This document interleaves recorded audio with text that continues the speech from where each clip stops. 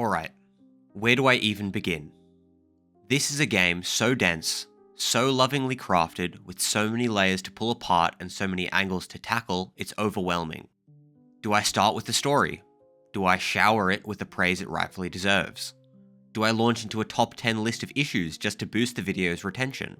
Or do I stretch some grand metaphor across the whole video like I'm trying to impress all the video essay enjoyers?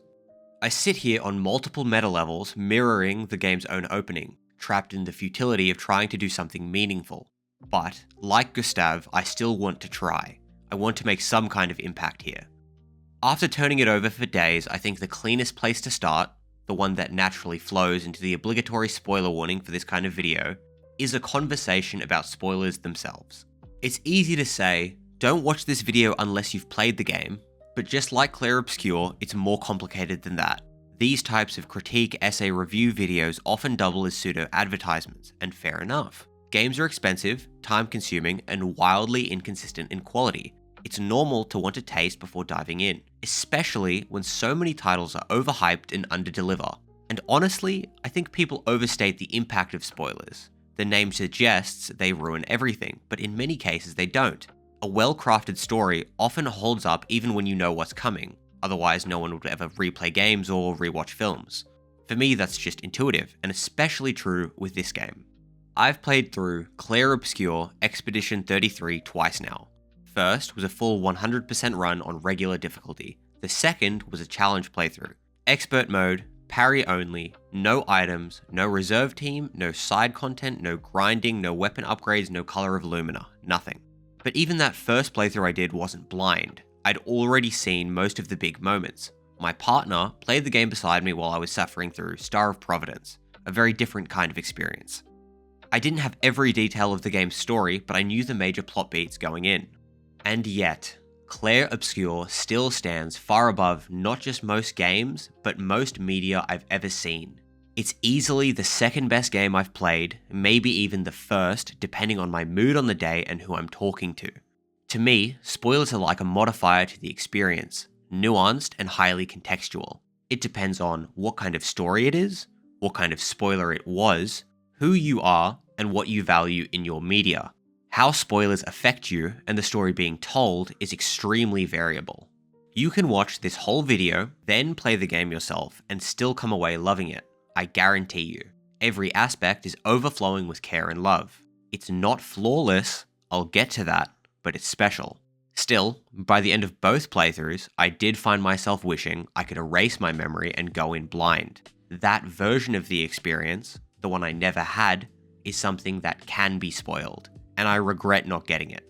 So before I dive into the critique proper, I'm going to show the opening scenes and my favorite cutscene in the game. Not as a spoiler, but as an invitation, a vibe check. My hope is that maybe one person sees it, stops watching this video, plays the game, and comes back later. And if you are going to play it blind, I have one final recommendation. I've got like 10 things I want to say here, but to keep it brief, if you plan on doing most of the side content, play on normal difficulty for Act 1, but switch to Expert at the start of Act 2. It's a weird fix and definitely not a perfect one for a very real problem, but it helps. And I can give that advice without spoiling any systems or story. More on that soon. Also, if you're like me and already have your own thoughts on the game, but just want to hear someone really dive into the endings, skip to the timestamp on screen or in the description. Most of the content I've seen either leans heavily to one side or tries to argue that both endings are somehow equivalent. I don't think they are. I'll do my best to represent what I believe is the clearly more moral choice, but we're not there yet. For now, let me set the scene. Clair Obscur opens in the quiet city of Lumiere, a small romantic outcrop tucked along the outer wall of a vast continent. Within Lumiere, life feels idyllic. Croissants, art, music, and funny little hats. But hovering over that calm, lived-in charm is a constant existential dread. On the far north side of the continent stands a massive stone monolith, always visible from town, and on its face is a glowing number. That number is the age of Gommage. If your age is equal to or greater than that number, you vanish, fade out of existence. That number is your expiration date, painted in full view of everyone you love. Each year, on the same day, an ethereal figure called the Paintress appears and repaints the number one digit lower. from 36 to 35 to 34, and so on. This ritual has repeated every year without fail, ever since the number started at 100. Now, by the time our story begins, it sits at 34. To fight back against this slow erasure, a group called the Expeditions was formed. These are citizens trained in the use of Pictos, which is this universe's magic system, and other weapons, who leave the walls of Lumiere to try and stop the Paintress from ending everyone's lives. But no expedition has ever returned successful. After 66 years of failure, most people have given up. Hope has quietly shrunk to the size of a whisper. We follow Gustav, an engineer and member of the latest expedition team. He's dragging his feet, stalling on saying goodbye to his ex-girlfriend Sophie, someone he still carries a deep emotional connection to. He's eventually pushed forward by Maëlle, who plays a kind of sister, daughter, best friend role in his life. With Maëlle's help, Gustav finally reconnects with Sophie. You explore the city together, meet its residents, and share in the final moments before her gommage. These opening moments really showcase the nuanced philosophy and way of life in a world like this, from how children are raised to the lifespans of people being reduced in both directions, and way more. If you've played the game, you know what I mean. If you haven't, play it and find out. The attention to detail in the writing, voice acting, music, and cinematography makes this whole intro work far better than it has any right to. It's mostly dialogue, mostly slow, and mostly gameplay light, but it's incredibly moving. It lands in all the best ways. More than anything, this section, and the cutscene I'll show you in a second, make it clear just how much love was poured into this game, how special it really is compared to its peers. And then, after mourning those we've lost, and finding hope in those who remain, we set out on the expedition.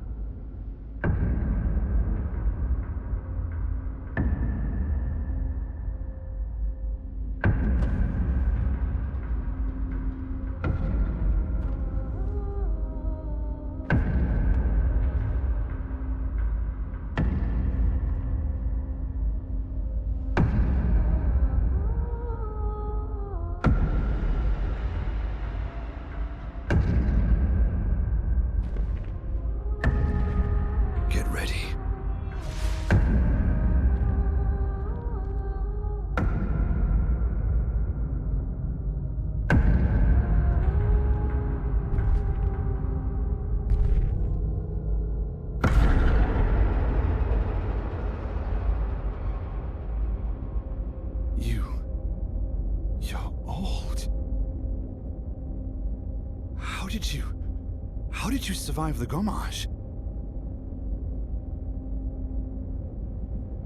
Which expedition are you from?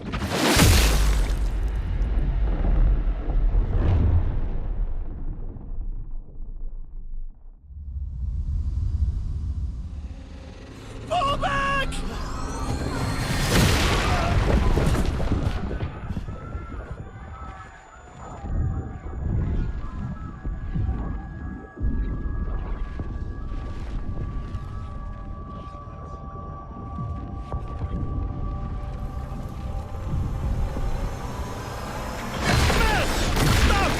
To go!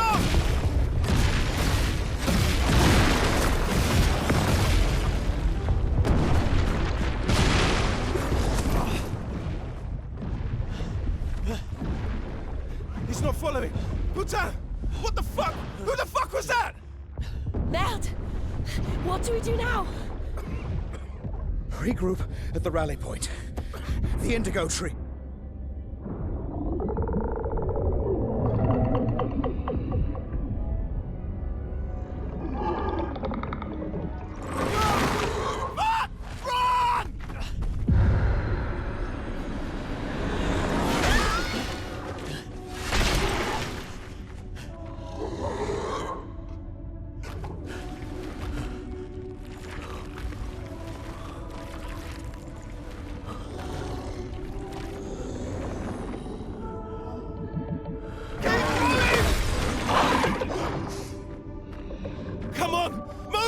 fucking snap out!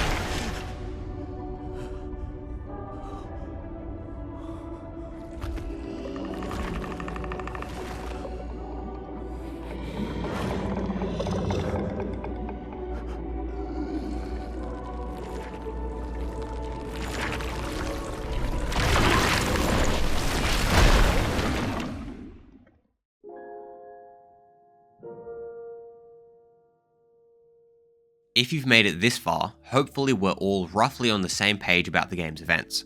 But I know some people watching won't get the chance to play it themselves, so I want to make sure they're not totally lost by the time we talk about the ending. At the start of each chapter, I'll move the story forward a little, just enough to give context for the analysis that follows. This will also help clarify the information I'm working from when I eventually start making arguments about the ending.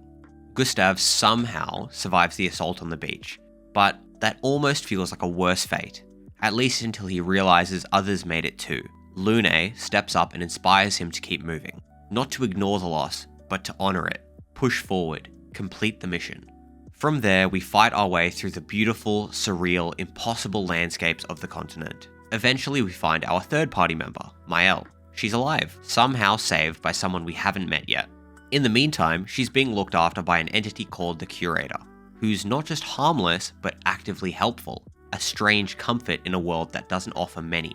As we press forward, we learn more about the Nevrons, the main faction of enemies in the game. They're not just scary monsters or low-level pests. They're weirdly complex. Some are grotesque, some beautiful, and most of the time both. But every now and then, you catch glimpses of something deeper, something alive.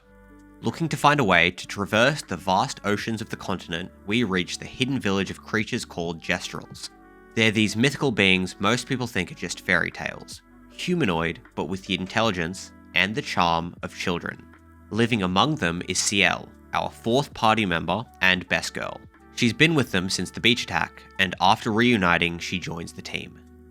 With our expedition growing, we gain access to Eskia, a legendary being who allows us to travel across the continent's vast biomes, lands, lakes, and coral fields. Eskia doesn't fight directly, though he can, but he requires our help. Scattered across the land are his lost stones, each one unlocking more of his potential, and so the party sets out to retrieve them. At its core, Clair Obscur is an adventure in the truest sense. A group of well-written, well-acted characters sets out from their hometown, journeying through mysterious lands and fighting monsters to save the people they love. It gets way more complex than that, but no matter how many layers get added, it always holds onto that core. A playable expedition. And now, we arrive at the part where I start raining praise, because when it comes to gameplay, Clair Obscur is kind of ridiculous, in a good way. Most story-driven games tend to simplify their mechanics to focus development on narrative, which is totally fair. Sometimes, reducing gameplay complexity can even help the story stand out more. Take The Last of Us, for example. The shooting and crafting loops are serviceable, but you can tell where the real energy went. Clair Obscur doesn't make that trade. Somehow, it manages to satisfy both crowds. The people who want rich storytelling, and the people who want deeply engaging gameplay systems. At the heart of all of it is a traditional turn-based JRPG loop. You face enemy encounters, each character acts in turn order based on their stats, and you choose from a familiar menu. Attack, defend, heal, buff, revive, support. It's a solid base, and then it gets layered. Modifier 1, the Souls-like layer.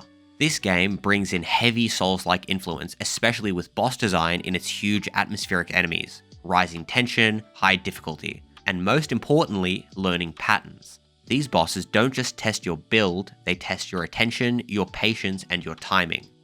Modifier 2, the rhythm layer. Almost every enemy attack in the game can be dodged or parried. That's not optional, it's expected. You have to watch for animation cues and react on beat. Dodging gives you a forgiving window and lets you execute perfect dodges, which confirm your timing. But parries, those are tighter and riskier, but reward you with big payoffs like free counterattacks or bonus effects. Later on, the game introduces two more defensive reactions, jumping and gradient counters. They work similarly, but are context specific. You can only use them when the enemy's animation signals the opportunity, The result is this hypnotic rhythm layer that plays out every time the enemy takes a turn. Every enemy has a unique attack sequence, and learning to parry or dodge each beat becomes a skill you gradually build up over the game. Modifier 3, the card game layer. This is the part that really hooked me. If you've played card games like Magic the Gathering or Hearthstone, you'll get this immediately. What I just described, dodges, parries, turn-based moves, those are the decisions you make in combat. But just as important are the decisions you make between fights, your builds, your loadouts, and your theory crafting. The game has a typical progression system, think Dark Souls or Elden Ring. You have weapons that scale with attributes, and you assign those attributes to your party based on what you want each character to do. Tank, glass cannon, support, all pretty standard. But then it introduces Pictos and Luminars, and this is where it gets good. Think of Pictos as magical rings. You'll find a bunch throughout your adventure, and each character can equip up to 3 at a time. Each Picto gives stats, like HP, speed, or defense. And a Luminar on top of that, a passive effect. Things like gain more energy when you parry, boost healing, increase damage in a pinch, that sort of thing. But here's the twist. After using a Picto enough times, you unlock the Luminar inside it. Once unlocked, that Luminar becomes detached, usable by any character independent of the original Picto. Now you're building decks. You're no longer just equipping 3 rings, you're customizing passive loadouts using any Luminar you've unlocked, limited only by your character's Luminar points, which increase as you level up or with an item. By the end of the game, you've got dozens of Luminar unlocked and a hefty budget of points to spend.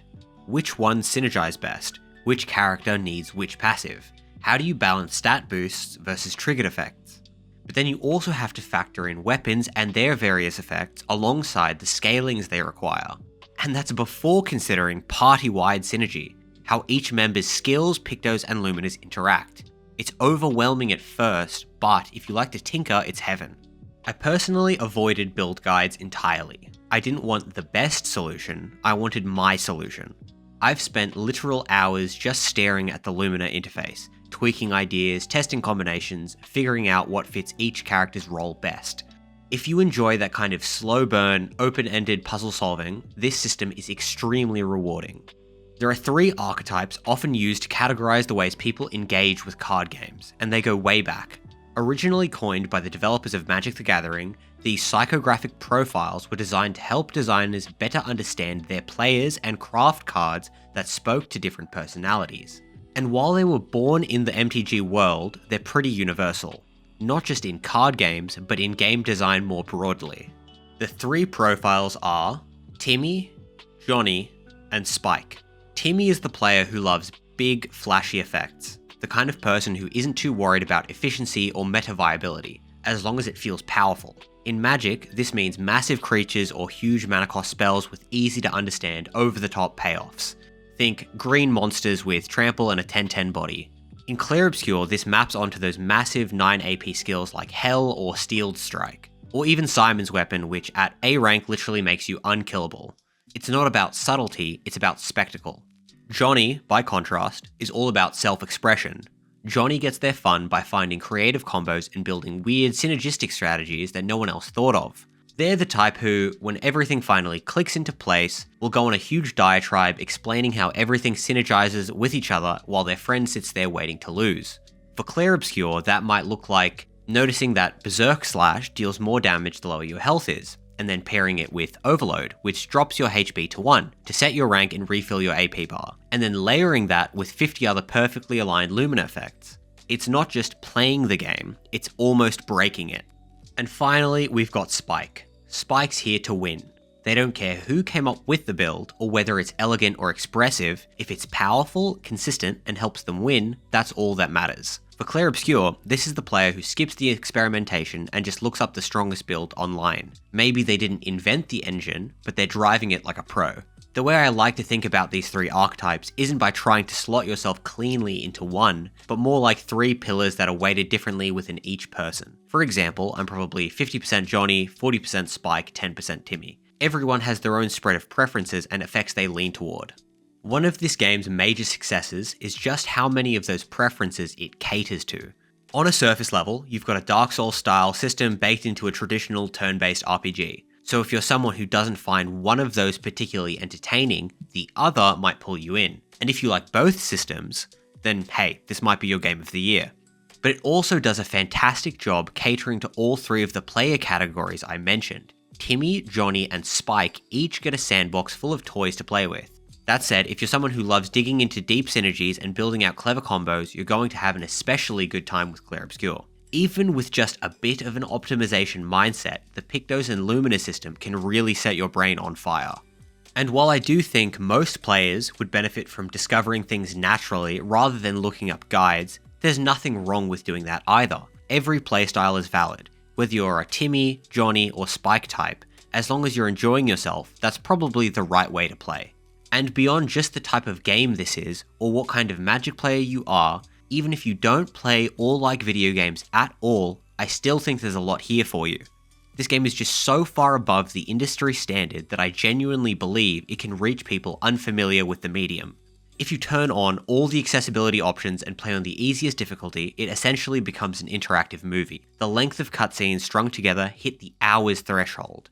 And it's in those cinematic moments between characters amplified by an incredible soundtrack that you get what really feels like the other half of this experience. But that's enough gushing for now. We're gonna switch gears because it's high time I acknowledge the faults in this game. And yeah, there are definitely a lot. Obviously, I think this game is incredible, and some people might throw shade at me for not just endlessly singing its praises. But I honestly believe that calling out its flaws makes the praise that follows feel more grounded and authentic. To be clear, I'm intentionally leaving out plot holes or anything heavily tied to the story for now. That stuff's getting its own full chapter later on when I dive deep into the ending. So just know, I do have thoughts about all of that, and just because I don't mention them next doesn't mean that I think the story is flawless. See things as they are, not how you want them to be. Retrace back to our fetch quest for Esquier, tracking down his magic stones.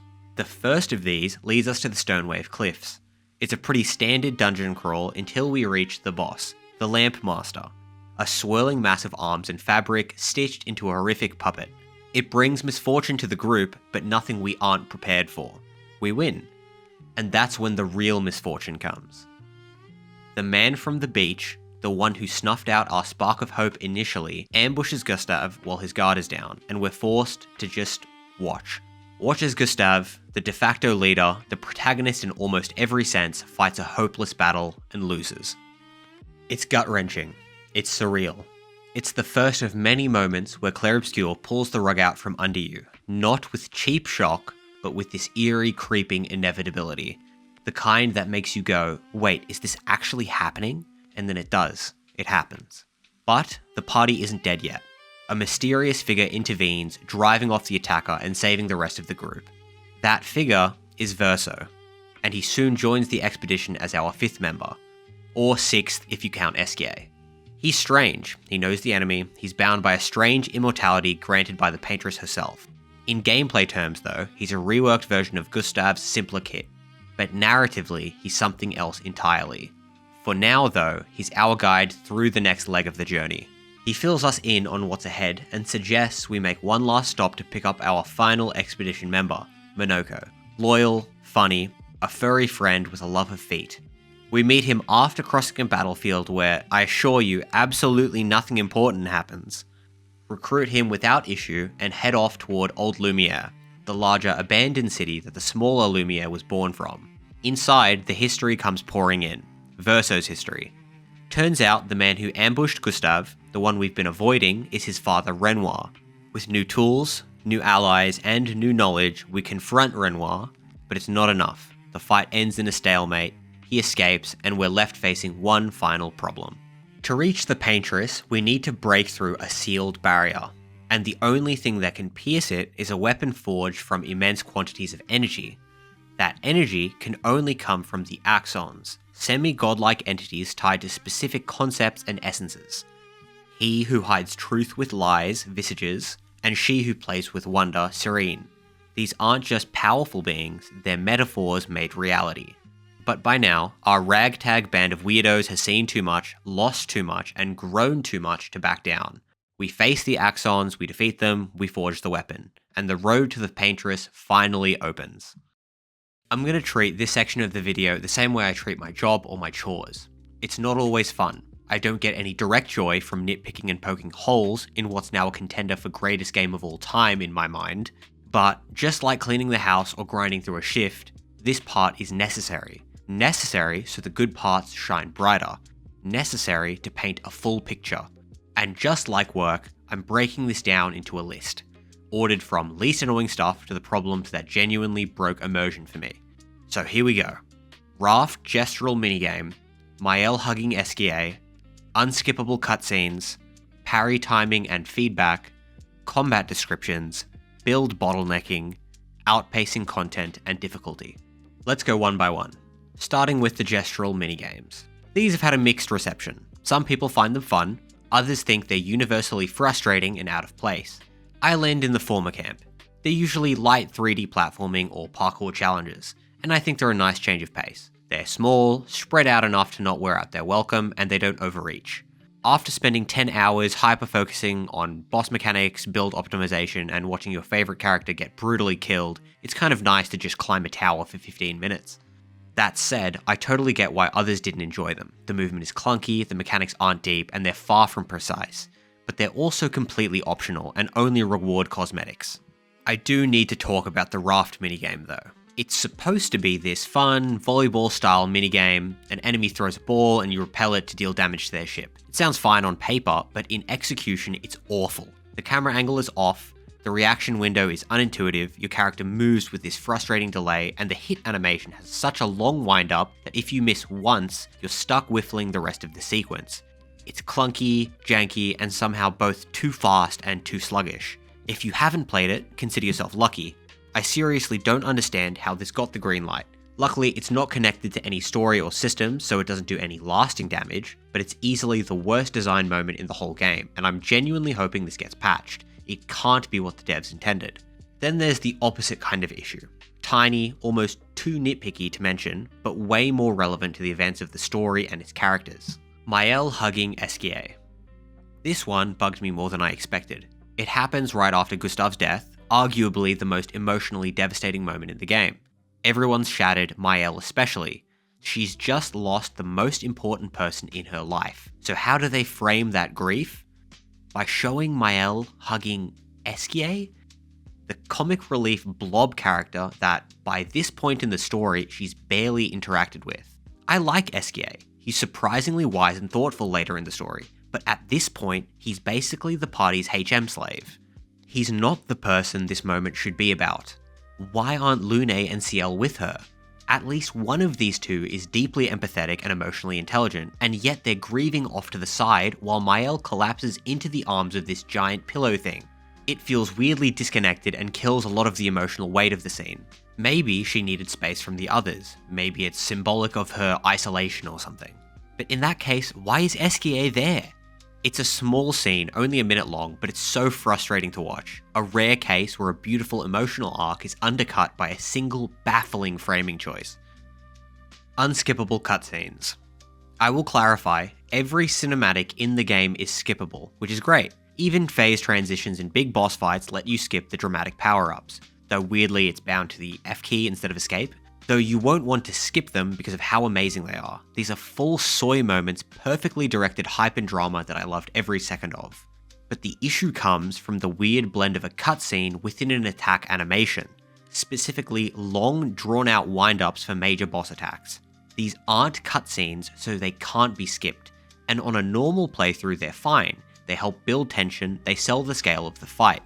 But when you're playing on higher difficulties, or just having trouble with a boss, or doing a restricted run, for example, like a parry only, no upgrades, no items type of playthrough, you'll be retrying these bosses a lot. And every single time, you're stuck sitting through the same 15 to 50 second animation before the attack even starts. That's dead time every attempt, and that build-up, the carefully crafted drama, just loses all its weight. It becomes noise, repetition. I know this sounds like a nitpick, but a particularly bad offender is one of the final bosses. His massive attack wind-up takes nearly 45 seconds. You only get to actually react to the move around the 30-second mark. over and over again, every wipe, every retry, it's like an overly dramatic loading screen. Part of the reason someone might keep dying to the same boss, sitting through those long cutscenes, is tied to the next issue: parry timing and poor feedback. Let's talk about that restricted playthrough I've been mentioning. One of the goals behind it was to test how the game functions when you remove most of the quality of life and accessibility tools the devs included to ease friction. For me, that meant no items to get out of a pinch, no reserve team giving you a second chance, no side content for experience and overpowered pictos, no upgrading weapons or color of lumina, and parry only to force myself to understand every single attack timing properly. I stripped all of that away. On expert mode, just pure parry or die gameplay, and honestly, the combat mostly holds up. I'd say it passed the stress test with 90% success rate. I'm not including over-leveling or outpacing content in that score, we'll get to that later. Right now, I want to talk about that missing 10%. When you're forced to parry, you get really good at it. Even the hardest combos eventually become easy to read in time. Most sword-based attacks, for example, feel perfect. Clean visual tells, consistent timing. I call those early parries, where you parry just as the weapon lands. But slam attacks, that's a bit trickier. They're late parries. You don't parry when the limb or weapon hits your character, but when the shockwave does. Over time, you build up a decent intuition for even this. Sword swings are early, shockwaves are late. You start to feel out the game's rhythm. But then you get to the weird ones. Some animations are so abstract or chaotic that it's borderline impossible to know when the game wants you to parry.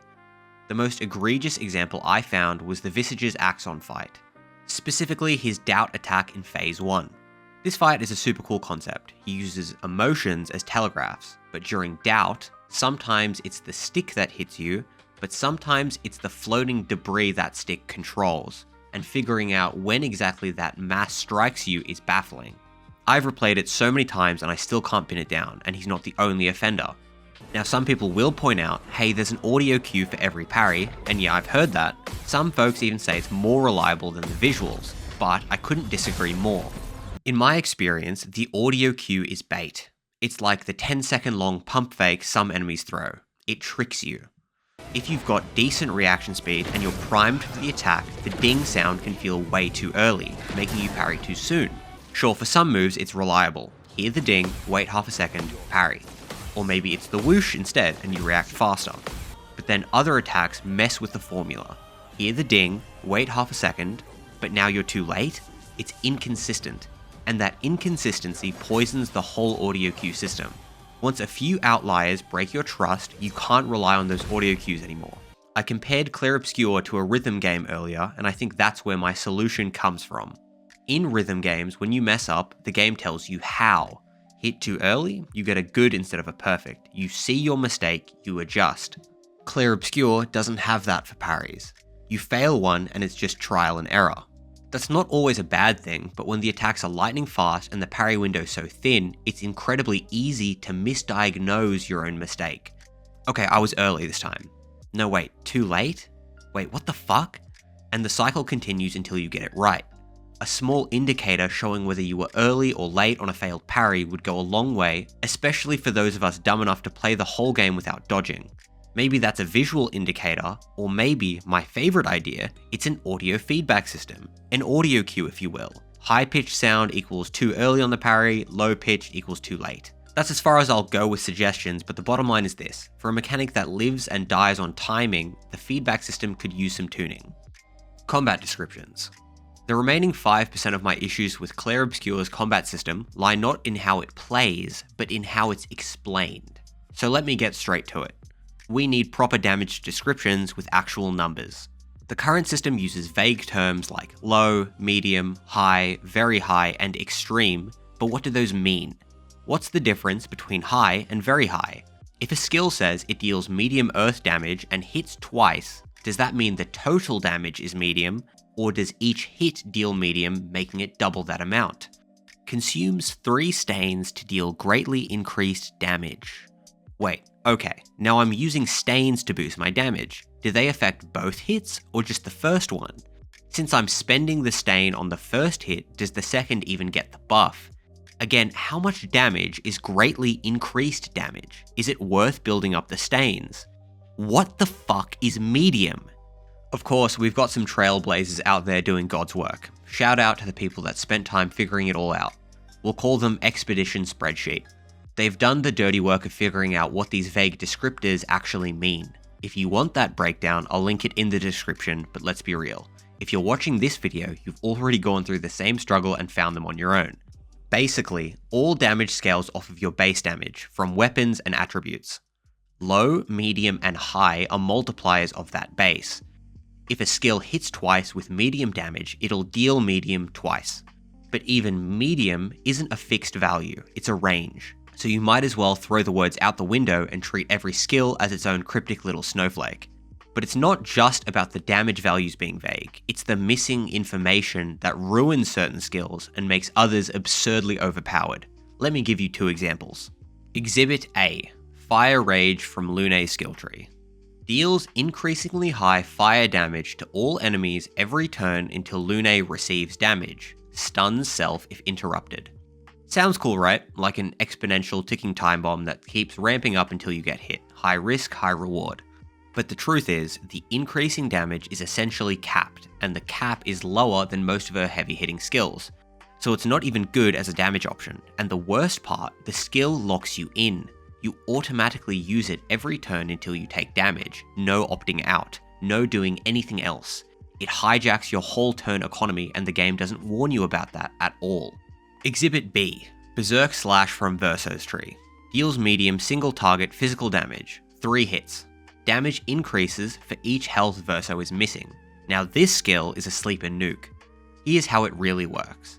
The bonus scales off of percentage of missing HP, not a flat number. So, if you build Verso like a glass cannon, drop him to 1 HP and stack speed, he'll nuke entire boss bars before they even get a chance to move. I actually avoided using him and CL on my second expert run unless forced to for the story, because this skill basically broke the game in my first. And it gets messier. Some Lumina effects don't show they're working even when they are, like at Death's Door for example. Also, what counts as a turn for the Lumina cheater? How does that interact with gradient attacks? I can imagine someone in an intense fight with a huge story boss perfectly strategizing before their turn is stolen by this sort of stuff. Why are subsystems this intricate being communicated like flavor text on a cereal box? I've thought about why it's like this, and while I can't know for sure, I'm going to take a stab in the dark. Maybe the devs wanted this ambiguity.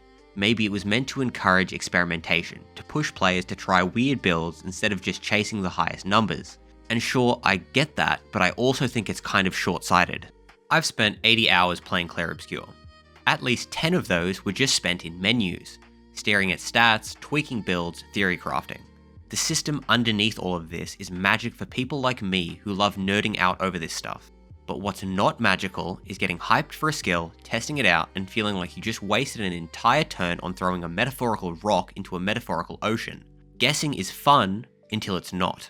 So here's my small quality of life suggestion if they really don't want to add better descriptions. Or to be honest, add this even if they do. Give us a practice dummy.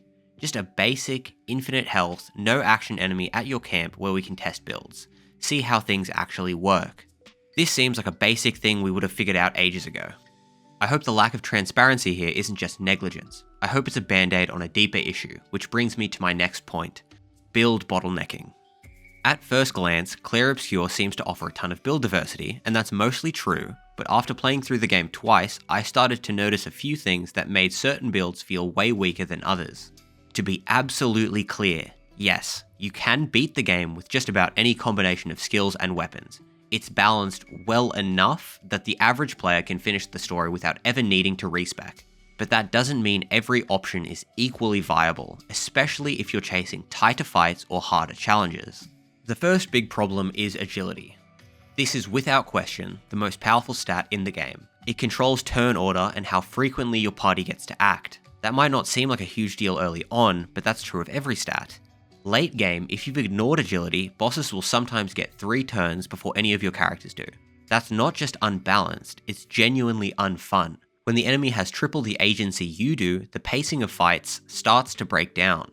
And because turns are basically the most valuable currency in a battle, investing in agility isn't optional, it's mandatory. But here's where that has a knock-on effect. If you're stacking agility, you also want weapons that scale with agility to take full advantage of your stats. That feedback loop means you'll naturally veto any weapon that doesn't have agility scaling, no matter how cool or creative its effects might be. They're no longer even considered. I don't have a perfect fix here, but I honestly think agility as a stat might need to be removed entirely. Turn pacing could be manually balanced on a per fight basis, where enemies are just designed to act X times for every one of your turns. This would free up more creative space in the build meta. Of course, this leads into a whole other problem, something I'm calling the Golgra dilemma, which I'll get into in a bit. The second issue is healing, and this one's a little more conceptual. Let's try and break it down. Imagine you're fighting a boss with 1000 HP. You've got 500 yourself, and the boss deals 200 damage each turn. This means that you die in 3 turns if you don't heal. Now let's say you have 2 skills. One deals 500 damage, and the other deals 334 damage and heals you for 100. Which skill do you choose? You'd probably pick the big damage option, right? You kill the boss in 2 turns instead of 3, and in doing so completely erase their chance to deal the third chunk of damage. Why let the enemy act more than they need to? Why give them more time to punish you? Now yeah, I'll admit this is a simplified scenario, but I actually think this logic scales up in the real game. When you have the ability to dodge or parry every incoming hit, healing becomes irrelevant. And even when you mess up, healing doesn't feel great, it just prolongs the fight, which gives the boss more turns, more damage, and more chances to catch you again. So you're left with 2 kinds of logic. Ideal play, if you never get hit, healing is wasted.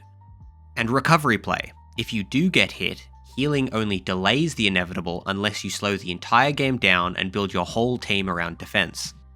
Some might argue you can build a viable defensive comp. Stack damage reduction, run healing loops, play slow and safe, and that's true. But in doing so, you triple the fight's length and increase the number of things that can go wrong. You're trading damage and tempo just to undo your own mistakes. Meanwhile, if you just kill the boss faster, those mistakes don't happen to begin with. To make things worse, Mael is the only character with a taunt skill. She's the only one who can consistently soak hits for the team, which means she's the only character that can really anchor a tank build. If each party member had some kind of aggro control skill, there'd be way more room for defensive creativity. And if agility wasn't warping the entire turn economy, defensive strategies might actually stand a chance. Outpacing content and difficulty. This is where the biggest, thorniest problem of the entire game rears its head, and I'll say it up front, I don't know if there's a good solution. I imagine the dev team went through hell trying to find a balance here, one that would let everyone see the game's ending while still rewarding the players who went all in on the systems. That's a tightrope. Making the final boss beatable for 100% of players instead of just the top 20%? That's probably the right call. No one wants to spend 40 plus hours on a story-driven RPG and miss the payoff because they got hard stuck at the end.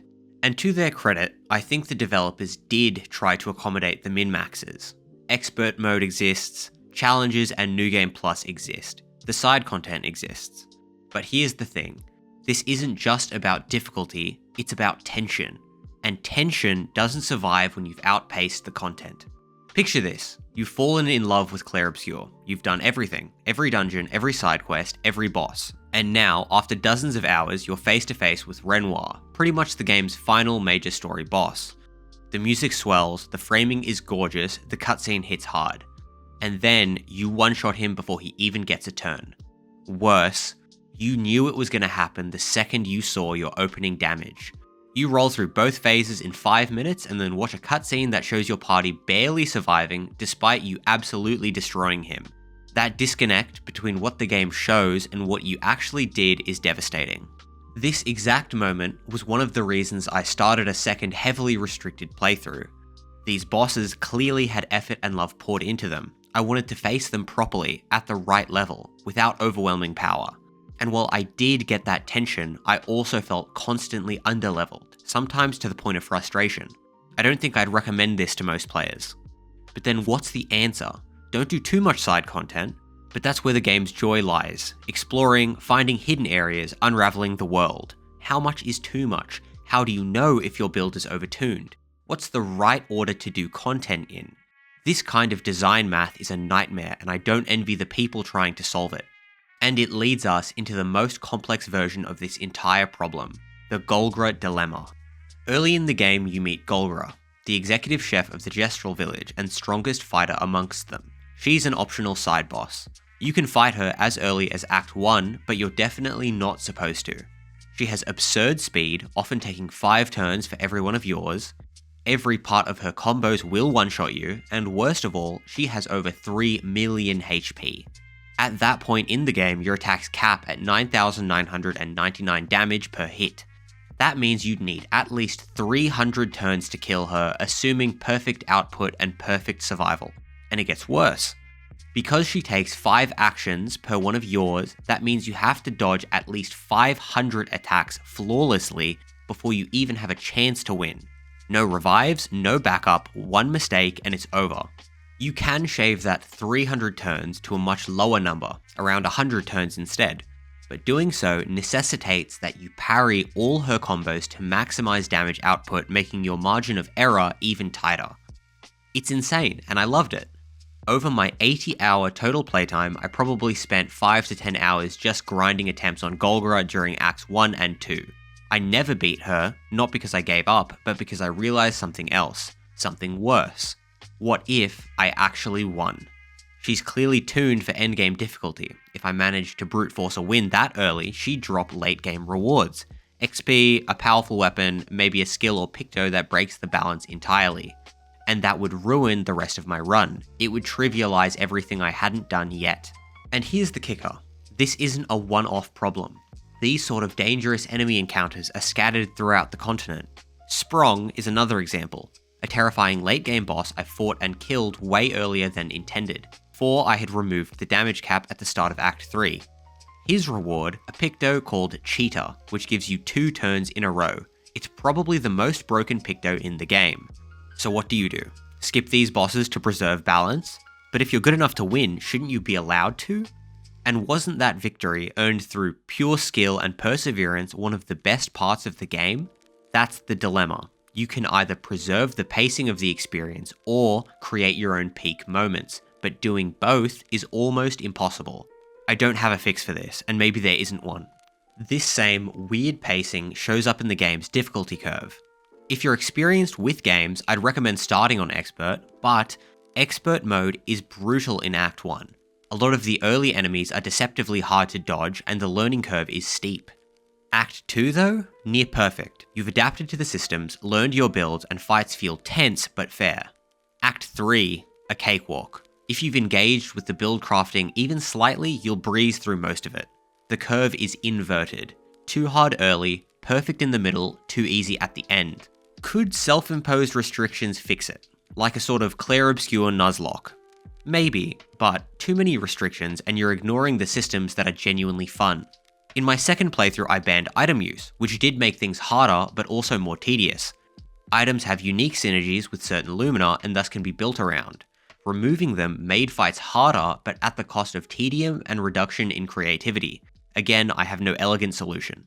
But there was one shining light in all of this. One fight that cut through the power bloat, the overtuning, the broken builds. One boss that restored everything I wanted from this game on my first playthrough. Simon. Fortunately, I didn't even know Simon existed. Though I was spoiled on most of the game, Simon wasn't. My partner didn't know either. He's tucked away in a pit below a tunnel of chroma in a late game side area, and I reached him after doing about 85% of the game. At this point, everything had become too easy. I needed something to push back. And for a moment, it looked like Simon might disappoint. I lost to phase 1 a few times, but his HP wasn't that high, maybe 10 million, and I could out DPS him pretty fast.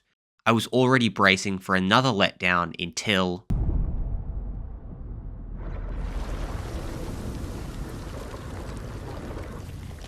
My love, these foes are beneath you.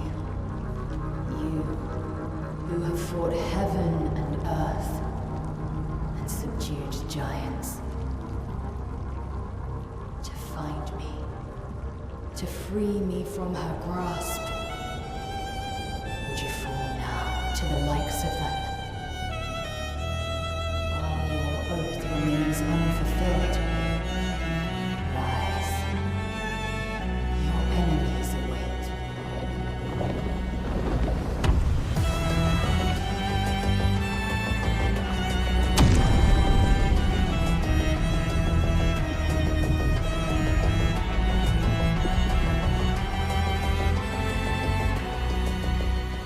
Phase 2. His HP jumps to 40 million. The real fight begins. Simon's attack strings are fast, delayed, and brutal. His speed stat is through the roof. Defensive builds? Useless. He has gradient attacks that ignore his own turn structure and reduce you to 1 HP. He banishes dead party members so they can't be revived. He demands real strategy and a deep understanding of all his attack strings. And I loved every second of it. I spent hours fine-tuning my party, optimizing Lumina, trimming deadweight, increasing DPS just enough. Every run shaved a little more off his health. Every failed attempt taught me something. Then, another incredible subversion of my expectations.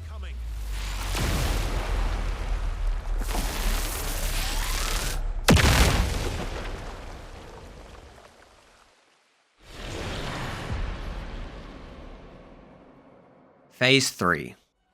A scripted, undodgeable, full party wipe. You're forced to switch to your reserve team.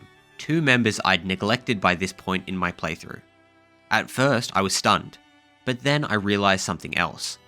If you deal enough damage fast enough, you can skip Phase 3 entirely, and that became my goal.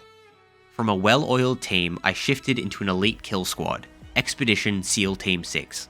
A combination of Lumina, skill, and sequencing that when used at the perfect amount of HP would finally fell Simon. And it actually worked. The satisfaction I felt in that moment, solving the problem myself, no guides, no help, just strategy and will, that feeling is unforgettable. So to whoever designed Simon, thank you. You gave me the tension, the friction, and the beauty that I'd been chasing the entire game. You won't yet understand, but this is a kindness, not a cruelty. Alright, so I've just spent a whole bunch of time being an arsehole and pointing fingers at things I didn't like. And yeah, I know how long that section went on for, but I promise there's a reason. I want to talk about scoring, or more broadly, rating systems in general. Letter grades, points out of 100, stars, or my personal favourite, the 1 to 10 scale. There's a solid chunk of the video essay and critique community that rightly points out how arbitrary these scores can be, and they choose not to use them at all. Instead, they favour deep dives, system level analysis, big picture takes, nuance over numbers. And I similarly see the value in that.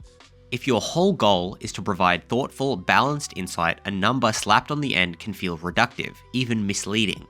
It's like, what's the point of an 8 out of 10 if the reasons behind it are more interesting than the number itself? Because what even is an 8 out of 10? If I love 9 things about a game and hate 1, does that automatically make it a 9? What if that one thing is something crucial, like stability, and the game crashes every 10 minutes? That could drop it down to a 3 or 4 for me, even if the rest is amazing. And beyond that, how do we even weigh different aspects consistently? If I had a background in music, I might naturally give a lot of weight to soundtrack quality and how it's used in gameplay and story. Someone else might not care about music at all. That weighting changes how I experience the entire game, and how do I apply that weighting fairly across different titles? It gets even messier when you factor in personal life stuff. Maybe I'm going through a divorce, or grieving, or burnt out, and that colours how I interpret emotional beats or thematic content. Or maybe the game helps me through those things, and I end up valuing it more than I otherwise would. That bias is real and valid. Here's the thing though, I think we put too much negativity on the word arbitrary. Just because something is arbitrary doesn't mean it's useless. A score isn't meant to be scientific. It's not a formula. It's just a way to very simply communicate your experience with a game, something you felt, but are now trying to translate into a single number. And if you want to, you can build out from there with analysis, but that number, it's the starting point, a vibe check for how something hit you. So let me do that now.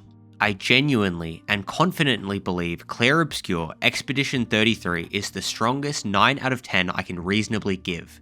Now, if you just sat through that last section, you might be thinking, wait, didn't this guy just spend all that time naming like 7 major flaws? And yeah, and I'm not even done, there's still more flaws to come. So how does that add up to a 9?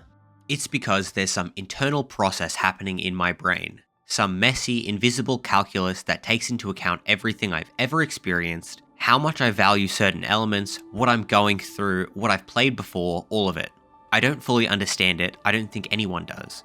But I do know this, when I sit down to give a score, it's my best attempt to quantify that messy experience.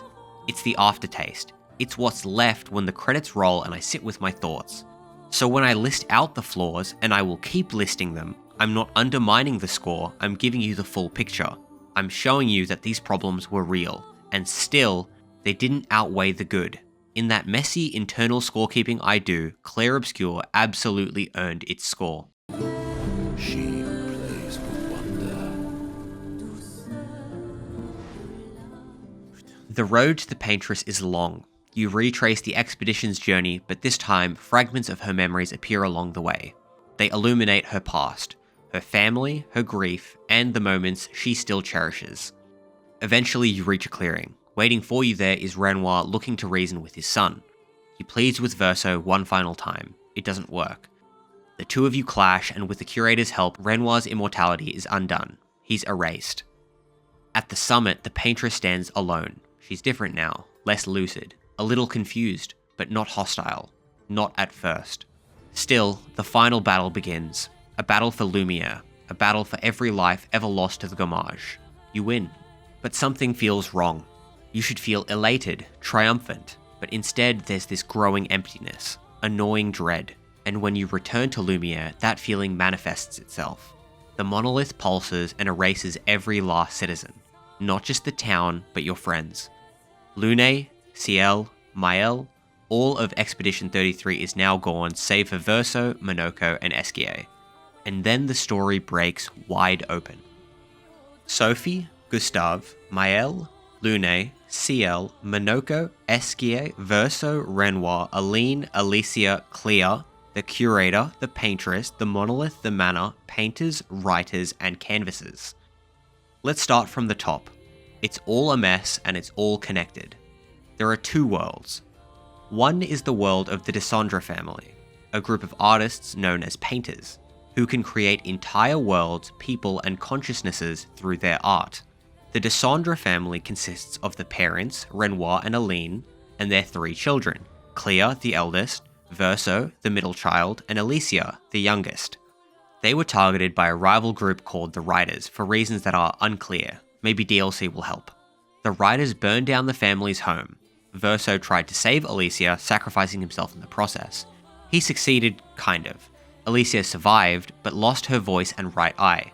The loss of the son broke the family. Clair turned vengeful, hunting the Writers. Alicia tried to help in whatever way she could, but Aline couldn't cope.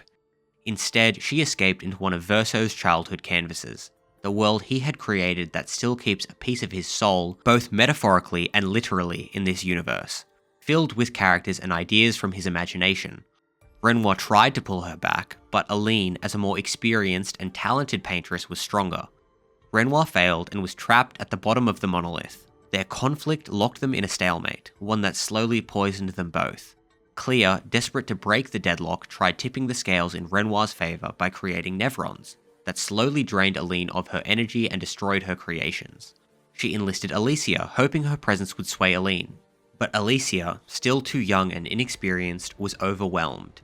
Aline's energy consumed her and she lost her memories, reborn inside the canvas as Mael. In the canvas world, the one we played through, Aline recreated her whole family, the family we saw as we played. The facsimile we saw of Renoir, Alicia, and Verso. All of them were fragments of her past, painted into existence by grief and love. They may not be the real versions of those people, but something else, something heavily inspired. Aline's painted representations of her own family. The monolith and the number on its face? It was a warning from Aline against Renoir's persistence. He wanted to remove Aline's influence by erasing all her creations, one number at a time. And Aline, too weak to fight back, tried to warn everyone by marking the ages she could no longer protect. And we misunderstood all of it. The expeditions we thought were saving the world? They were speeding up its collapse. By removing Aline from the canvas, we gave Renoir full control, and the first thing he does is erase everyone, including Mael. But in that moment, something strange happens. The Alicia inside Mael wakes up. All her memories, both lives, fuse. She's not just Mael, not just Alicia, she's somewhere beyond both, and she chooses to keep the name Mael. Now fully aware of the truth, Mael and Verso confront Renoir one last time. Mael wants to fix everything, bring back Lumiere, bring back the lost expedition, give everyone the ending they deserve. but Renoir refuses. He believes the canvas is a sickness, an addiction, something that has already consumed his wife and nearly destroyed his children. And now with Aline gone, he sees only one path forward: destroy the canvas, burn it all, kill every last memory if it means saving what's left of his family, even if that means erasing the last piece of his son, Verso. Maëlle can't accept that, not after everything.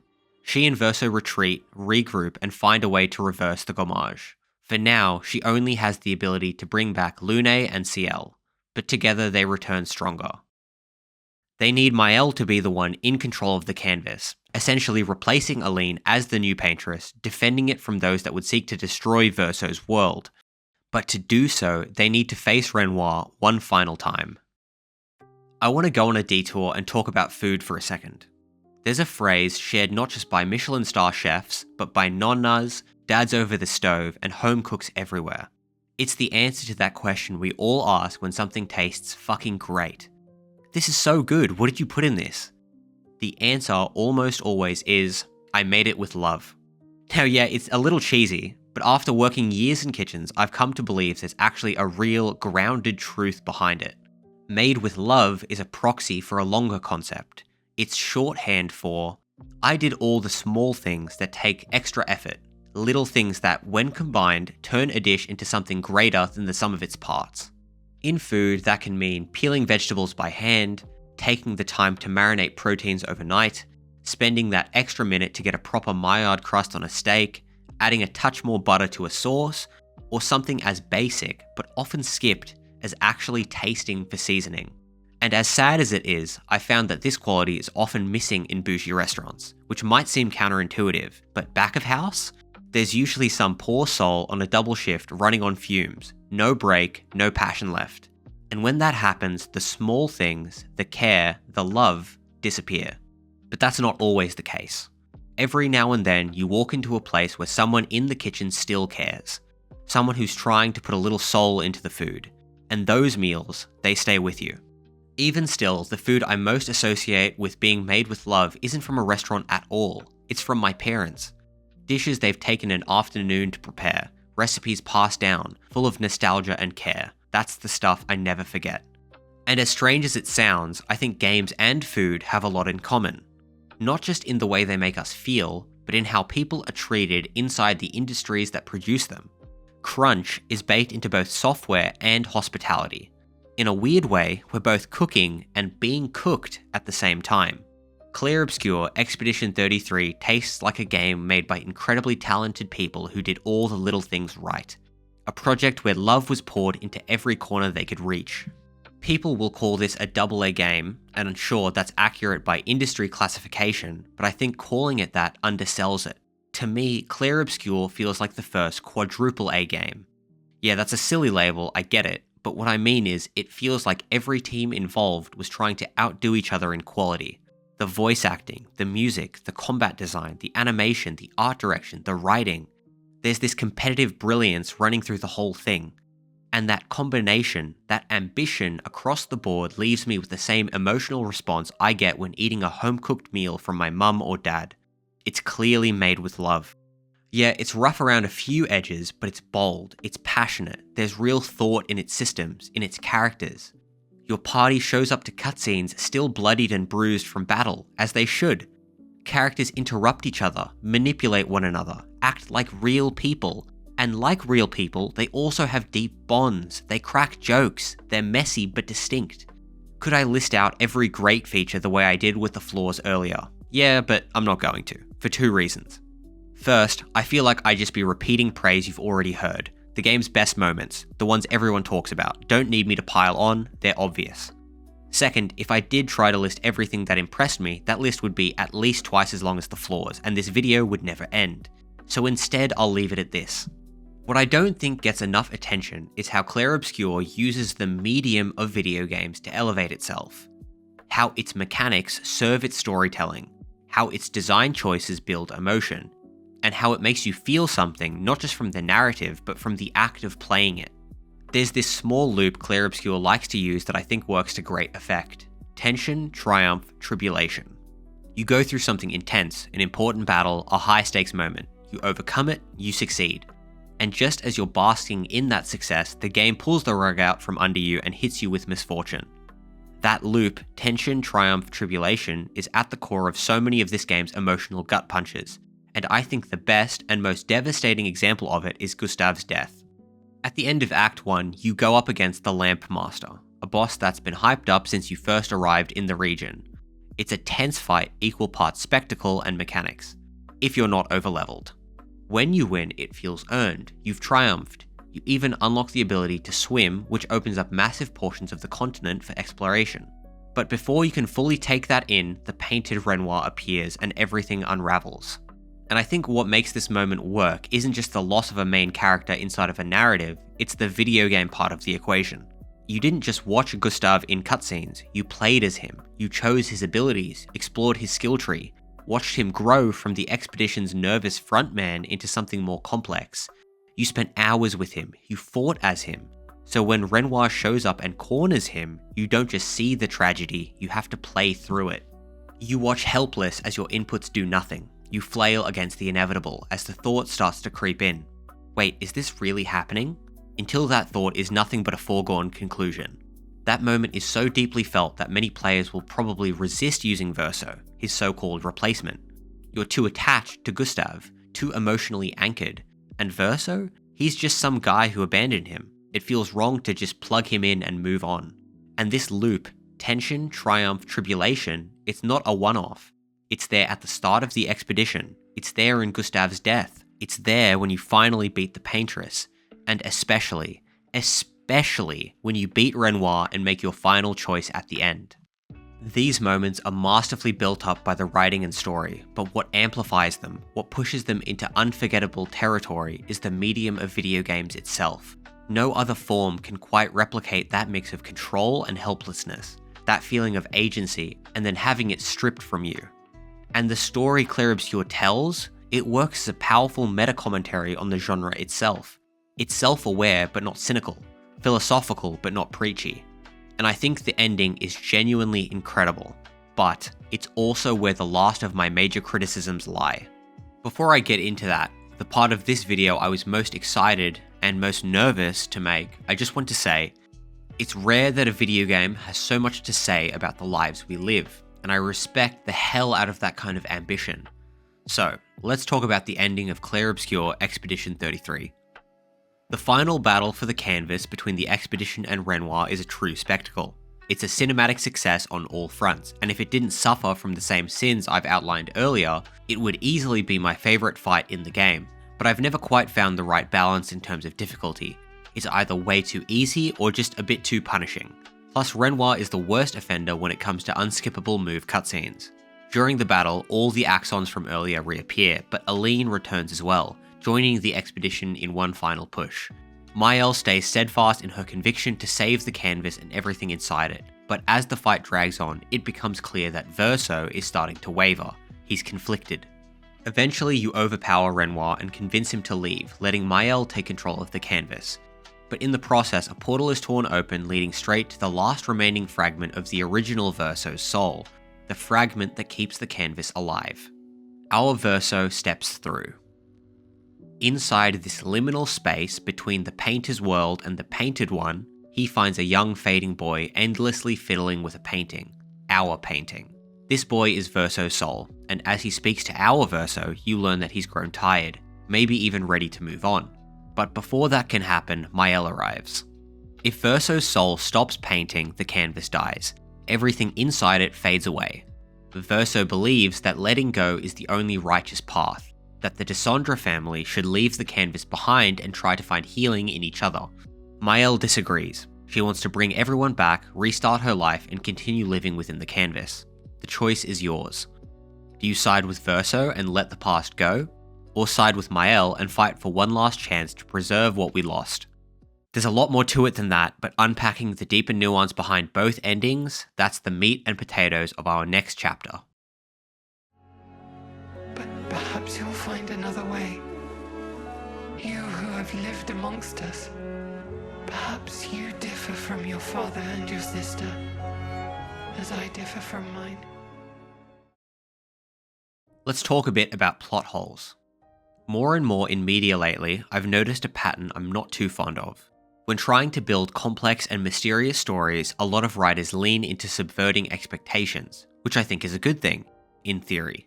But the problem is, when you've got so many moving parts, surprising the audience often comes at the cost of logical consistency. You hit that moment where you think, wait, how are they going to explain this? And they just don't. Because explaining that one thing would unravel another plot point, which would unravel another, and so on until the whole thing collapses. Now, I completely get how hard it is to predict and patch every potential hole while still keeping a story engaging. That's why I think there should be a reasonable level of good faith when consuming media. You're never going to find something completely airtight, but there's a point where the suspension of disbelief wears thin, where a plot hole is just big enough to ripple across the whole story. It takes you out of the experience. For the most part, Clair Obscur actually does a solid job of avoiding this, but there are a few major ones, especially around the ending, that stick with me. Let's start with the number on the monolith. Why does the paintress only ever communicate through a glowing number? Why doesn't she write an actual message? Something like, I'm trying to save you. My husband Renoir is below the monolith trying to kill everyone. Please stop him instead of me. This number is just a warning. 57. She can write, by the way, we learn that later. Sure, maybe some people wouldn't believe her, but I feel like at least a few, especially open-minded people like the expeditioners, would have taken it seriously. And if she didn't realize the people of Lumiere were misreading her message, then why doesn't the painted Renoir tell her? Which leads to my bigger issue, Renoir himself, the painted one. What are his motivations exactly? He wants Aline to stay in the canvas, he wants to protect his family, okay. So why is he hunting down the expeditioners? Shouldn't their goals be aligned? Instead of attacking them on the beach, couldn't he have just talked to them? Explained the situation maybe? That the real threat was the painter Renoir beneath the monolith? Maybe they wouldn't believe him at first, but this dude is basically a demigod compared to them. They couldn't stop him if they tried. Now, some people say this version of Renoir doesn't realize the painter is the real threat, but that's just not true. He knows his true nature when the curator confronts him after you beat him near the monolith's summit. And we know Alicia knows the truth, she spells it all out in her letter to Maëlle. And this is why it frustrates me so much. There's such an easy fix for all of this. Just have Clair paint over their minds. She's clearly powerful enough to do it. But maybe she's unable to do this, which leads into another of my arguments. However, she could still try withholding information or more human methods of deception. Make it so she convinces them the expeditioners are the real threat and erases any memory of the painter. That one change would cleanly explain almost everything, and preserve Renoir as a more nuanced, sympathetic antagonist instead of making him feel evil just for the sake of it. He shouldn't be a villain, he should be deeply tragic and painfully relatable. At the very least, I'm happy that these plot holes are in service of creating interesting moments and tensions. I'm sure there are other plot holes I haven't mentioned, but those are the two I've never been able to fully rationalize. That said, I'm going to set them aside, because basing my entire take on the ending around plot holes feels cheap. It's unsatisfying. So here we go. Much like the start of this video, I find myself struggling with where to begin. This ending can get really complicated depending on how deep you go. Over the past few months, I've spent hours thinking through it, watching most if not all analysis I could find, reading scattered commentary, even diving into a bunch of philosophical rabbit holes, just to see how that knowledge might shift my conclusions. And here's where I've landed. I think there is a right ending, and it's Maëlle's.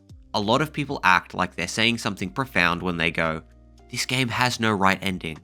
But not only do I think that's a cop-out, I don't think those people believe it either. Everyone should have a preferred ending. That preference is your right ending. Before I talk about why I side with Maëlle, let me do a bit of housekeeping. Yes, I'm going to talk about philosophy. No, I don't love it. About 50% of it is genuinely useful and thought-provoking. The other 50% feels like people trying to flex their vocabulary or mindfully jerk off. Still, going into this video, I brushed up on a bunch of stuff. The trolley problem, consequentialism, rule utilitarianism, deontology, threshold deontology, the experience machine, philosophical zombies, all kinds of weird esoteric shit. And you know what I realized? Philosophy is great because it's intuitive. Like, I'm confident I could explain most of this stuff to a primary school kid and they'd get it. But it's all hidden behind intimidating language people don't know. So in this next section, I'm going to strip that away as best I can. I'm going to try and speak plainly. No jargon, no grand philosophical theatre. Just don't mistake that for ignorance. I've done the homework. Shout out to all my superfluous and verbose homies out there. And if you've gone through all this thinking too, and landed on a different conclusion, this is your invitation to obliterate me in the comments. Or, I don't know, maybe we have a civil conversation about it. Wouldn't that be wild? Alright, next on the housekeeping list is a fair attempt at understanding Verso's side. I want to genuinely lay out the reasoning behind his decision. Also follow that with some concessions, and what I think are some primary reasons why players side with him, before I give my side. Our Verso, the painted one, believes that the canvas as it currently exists is slowly destroying what remains of the original Descendra family. Rather than healing their grief, it traps them in it. Aline and Maëlle are suspended in a kind of emotional limbo, unable to truly move on, gradually becoming more and more dependent on the fantasy world the canvas provides. Renoir is stuck too, endlessly trying to save them, fighting tooth and nail to take control. Clair is caught in the middle, torn between her own thirst for revenge and her desire to support Renoir's desperate mission. Even the final remnant of Verso's own soul, what's left of the original painter, expresses a quiet longing to be free of all of it. We don't just see this in the ending confrontation, there are hints throughout the story that this soul fragment is exhausted, worn down by the burden of keeping the canvas alive. Verso's argument hinges on this. The canvas is not salvation, it's stagnation. Yes, choosing his side means Maëlle returns to a world where she's voiceless and scarred, but it also means she gets the chance to grow and heal. It means accepting reality instead of hiding from it. Her life may be painful for a time outside the canvas, but it's real, it's hers. In this light, grief isn't something to be painted over, it's something to be faced, endured, and eventually overcome. But as long as this fragment of Verso continues painting, the family remains shackled to the past. To him, shutting it all down isn't cruelty, it's mercy. It's the only way to break the cycle. It's a sacrifice, not just of the expedition, but of the self, for the chance for them to let go and finally move on. Though I ultimately disagree with Verso's side, I think it's completely reasonable to arrive at that conclusion. There are a few key reasons why I believe most people haven't viewed Maëlle's ending in a more positive light, starting with how the endings are framed. Let me give my biggest concession up front. Based purely on the themes and narrative direction of the game, or in another way, from the game's own perspective, Verso's ending is meant to be the correct choice. Anyone who's seen both endings will probably agree with that. Maëlle's ending has this strange, unresolved emotional tone. It doesn't feel triumphant. The cinematography, the music, the pacing, everything about it subtly frames it as the bad ending. In contrast, Verso's ending, while bittersweet, leaves the family smiling. There's a clear sense that healing can begin. And that presentation difference, I think, is the single biggest reason the discourse leans about 80% Verso and 20% Maëlle. It just feels wrong to argue for the side the game itself doesn't seem to argue for. But it goes deeper than just presentation. The themes and metaphors at play, cycles of trauma, self-delusion, selfishness disguised as love, the need to let go, these all seem to point towards Verso's ending as the more thematically satisfying one. And then there's the real-world resonance. The canvas and its effects on the painters clearly evokes addiction and substance abuse. Aline chooses to lose herself in this fantasy even as it ravages her health. And the collateral damage her decision causes to Alicia, to Clair, and to Renoir is devastating. I'm sure many players have personal experiences with addiction in their families, and that shapes how they read this. For them, the solution might feel obvious. Outside of addiction, the more personal parallel I see, and one of the reasons I think this game is a masterpiece, is how the painters and their canvases reflect us as players. We choose to lose ourselves in these beautifully constructed worlds, sometimes at real cost to our lives outside of them. But here's where I push back. Both of these comparisons, drugs and video games, fall apart for the same reason.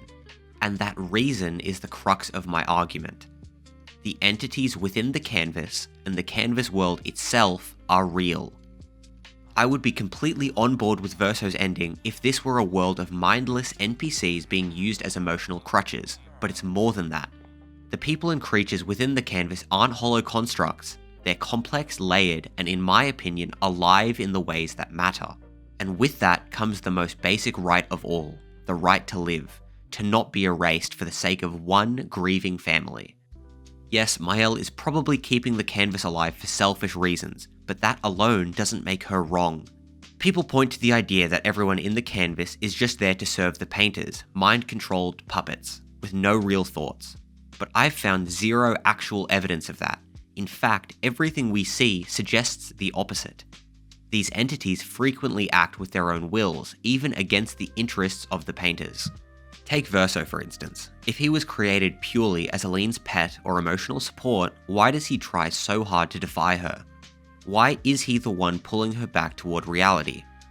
Or consider the Expeditioners. Even Simon, who ultimately gets manipulated by Clair, wasn't just programmed to serve her. It took deception, persuasion, and personal betrayal to shift him. That alone implies that painters don't have direct mind control over their creations. To me, it's clear the people inside the canvas are people, thinking, feeling individuals making their own choices. So then what makes the lives of the Dissandra family more valuable than all the lives they've created and destroyed within the canvas? There's also a group of players who dismiss the canvas world as not real simply because it was created. I think those people are either not engaging with the story or choosing not to for the sake of keeping their ending choice justifiable, but that feels like intellectual avoidance. I'm going to borrow a fantastic analogy from another YouTuber, Lord Khury, whose video is one of the few Mael-sided breakdowns out there. He puts it like this: imagine your best friend suddenly tells you he's God, and that everything around you was created to help him cope with his own grief, that the world exists solely for his benefit. Does that revelation suddenly make your life meaningless? Does it erase everything you've done? I don't think so, and I hope not. I see a lot of people who really do engage with the story go a level deeper and bring up the trolley problem. It's this thought experiment that's meant to make you think about how we make decisions, whether we do it based on simple math or if there's something deeper going on. A train is heading toward 5 people tied to the track. You can hit a button or push a fat man or whatever variation you've heard and the train will stop, but it'll kill 1 person instead. 1 is less than 5, so do you do it? Obviously some people say yes, but I still think it's reasonable to say no, because this kind of simple math approach can get pretty scary if you take it into the real world. One of the more famous examples people bring up is hospitals. Imagine if every time you walked into a hospital, you might get randomly selected to be killed, so they could harvest your organs and save 5 other patients. That's still simple math, your life for 5 others, but it's also horrifying.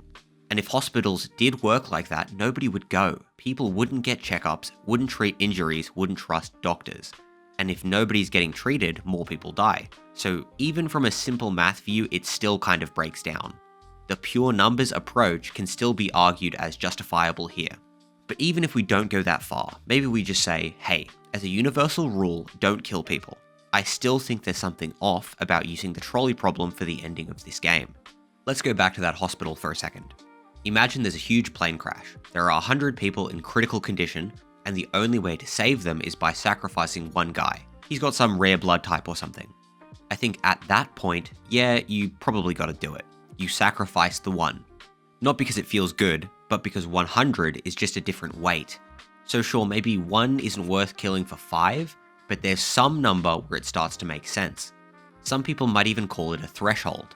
Now the pushback here is, well, we can't know that number. It's all subjective. If you can't clearly say where the line is, then the whole system falls apart. And I don't really buy that. Again, to repeat myself from earlier, arbitrary doesn't mean useless. There's this Norse myth I love thinking about whenever someone makes that kind of argument. It's called Loki's wager, and some of you probably know where this is going. Basically, Loki steals some stuff from these dwarves, and they catch him and sentence him to death by beheading. Loki agrees, but only if they can guarantee to only take his head. Not even a sliver of his neck can be cut.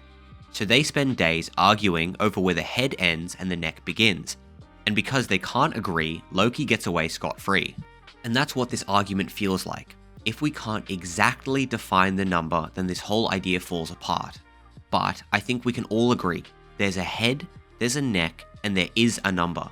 I can't tell you the exact number where sacrificing someone becomes worth it, but I know that number exists. Is it 5, 10, 100, a million? I don't know. For me, 5 doesn't cross the line, 100 does, so it's somewhere in between. I want to pause here and extend an olive branch to everyone who sided with Verso. I think one of the other big reasons people land there, separate from how the endings are presented, is just a plain difference in information.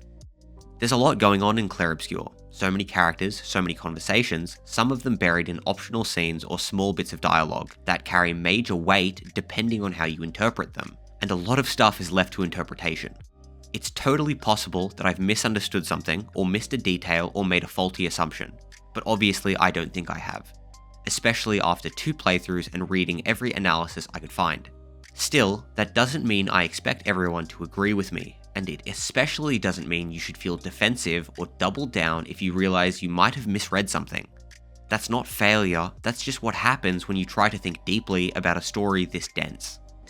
I'm not gonna dump every piece of evidence I've got here, but I do want to lay out a few key ideas, some scaffolding for why I see the Mael ending the way I do. The fragment of Verso that still exists within the canvas doesn't want to be there, he wants to move on. The people and creatures within the canvas, yes, even the gestrals, are worthy of moral consideration. Mael is capable of finding fulfillment both inside and outside the canvas, even with her disability. So yeah, it's possible she might suffer more outside, especially knowing she could be whole again within the canvas. Painters don't have direct control over what their creations choose to do. They can't just paint their minds the way they want to. Life inside the canvas is shorter. Mael will live longer in the real world. Verso's original canvas can't be recreated. Once destroyed, that specific world is gone forever. All of that said, I want to talk a little about escapism and about video games. I haven't seen nearly enough people bring this up, which honestly kind of breaks my heart. Especially as someone who's been playing games since I was 5 years old, hunched over my Game Boy Advance playing Pokemon Emerald. Yeah, escapism gets a bad rap. It's often framed as this immature thing, people avoiding their problems, hoping they'll just go away. And sure, sometimes that's true. I'll be the first to admit that I've used games to avoid stuff I didn't want to deal with. I've absolutely played to my own detriment. I think most of us have. But, and I mean this with a capital fucking B, games are so much more than that. And escapism is so much more nuanced than just avoiding problems equals bad. Video games feed us experiences. They introduce us to things. They can teach. They help us find people we never would have met otherwise. And they give us space, especially during the parts of life where we don't have much. I get it. Sometimes facing your problems head on is the right move. But speaking from experience, sometimes it's not. Sometimes forcing a problem to resolve before it's had time to breathe can be just as damaging as ignoring it. Sometimes you're not ready. Sometimes you need to learn something first or gain the tools to even begin addressing it. And in the meantime, you need a place to be. My best example, and this is personal, is high school. I genuinely believe that system is built to reward a very specific kind of kid. Charismatic, socially intelligent, disciplined. And it absolutely fucks up the ones who don't fit that mold. I was one of those fuck-ups. Could I have tried harder to engage with school or the people in it? Probably. Maybe things would have turned out fine, but instead I chose video games. Specifically, way too much League of Legends. And honestly, I'm grateful I did. Yeah, it messed up my grades, but games gave me things school never could. They taught me how to deal with teams, how to handle pressure, how to understand personalities, how to persevere. Those escapist fantasy worlds, they shaped the strongest parts of who I am now, especially in my career. That's what makes me so frustrated when I see how often escapism gets dismissed, like it's some immature coping mechanism, like it's always a sign of weakness.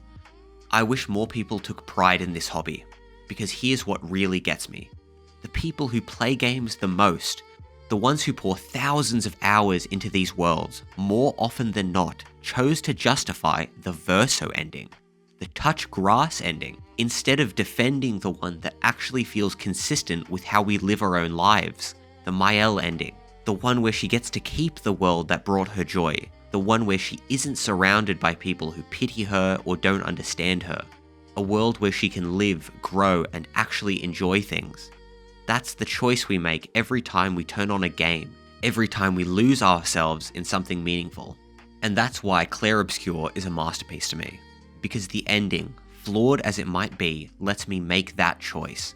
It lets me honor the way I've actually lived my life. Even if, for some reason, you don't play games, I still think escapism deserves more respect. Take Aline for example. She's drowning in grief after losing her son. Sure, maybe she could have gotten through it without the canvas, but if you believe that's possible, I'd ask you this. Isn't it also possible she never recovers without it? That she lives the rest of her life bitter, broken, and hurting everyone around her? That she becomes a mother defined by pain, not love? I'll finish off with a few criticisms I have for Mael's ending, because yeah, it's not perfect. The biggest one is this: she doesn't let the painted Verso die. Despite his clear suffering, his deep-rooted feeling that he can never live up to his original self, Mael sort of forces him to keep going, and that feels wrong. In my ideal version of this ending, she lets go of this Verso, not as a betrayal, but as a mercy. She moves on without him, but still chooses to stay inside the canvas, not to avoid pain, but to live a life that feels whole, one that's filled with people she loves and a world that brings her joy.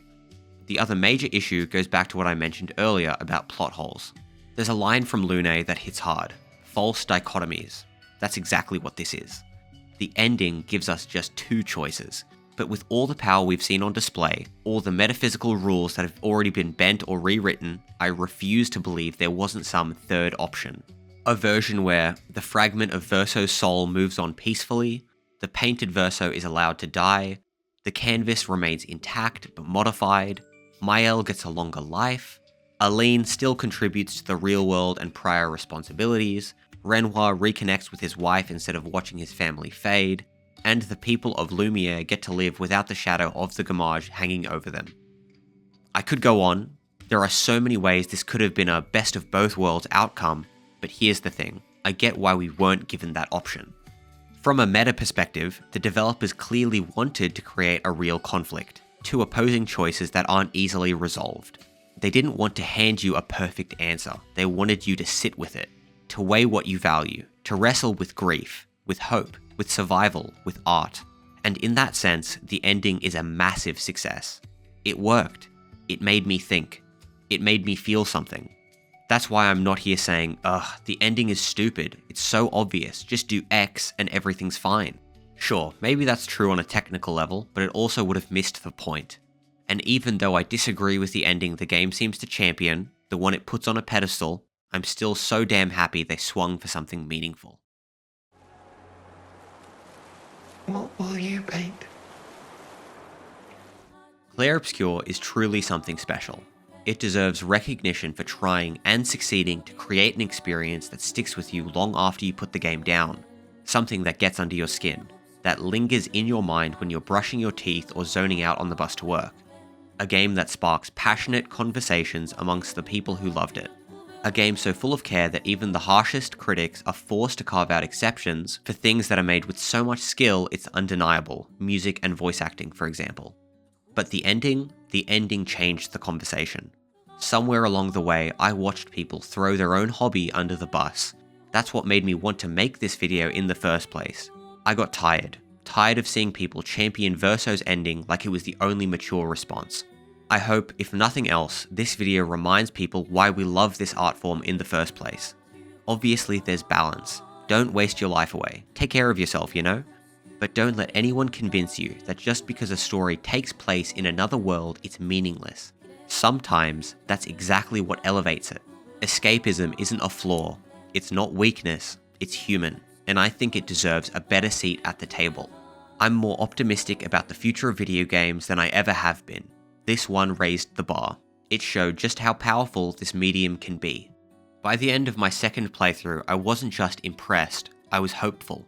The game suggests we overcome grief by letting go and confronting reality. But for me, I saw something else. That no matter what we're carrying, grief, aimlessness, fear, through art, through something special, something made with love by people who put in the extra effort, we can find something brighter, something better. Looking back at the script, there's still more I could talk about.